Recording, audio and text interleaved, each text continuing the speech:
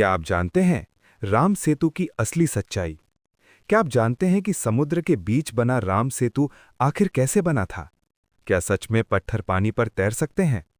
रामायण की यह घटना जितनी चमत्कारी है, उतनी ही रहस्यमयी भी।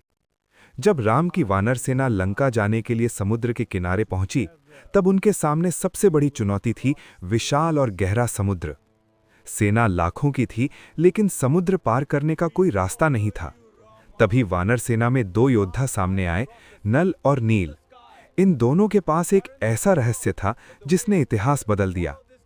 कहा जाता है कि बचपन में नल और नील बहुत शरारती थे। वे ऋषियों के आश्रम से मूर्तियां उठाकर नदी में फेंक दिया करते थे।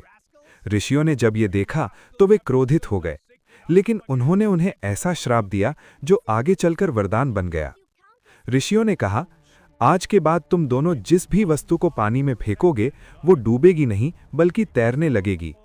समय बीता और जब लंका जाने का समय आया, तब यही श्राप भगवान राम की सेना के लिए सबसे बड़ा सहारा बन गया।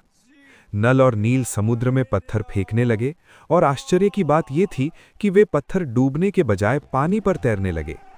वानर सेना उन पत्थरों को एक एक करके जोड़ती गई और धीरे धीरे समुद्र के ऊपर एक विशाल पुल बनने लगा। कहा जाता है कि पत्थरों पर राम नाम लिखा जाता था तो वे और भी आसानी से तैर जाते थे।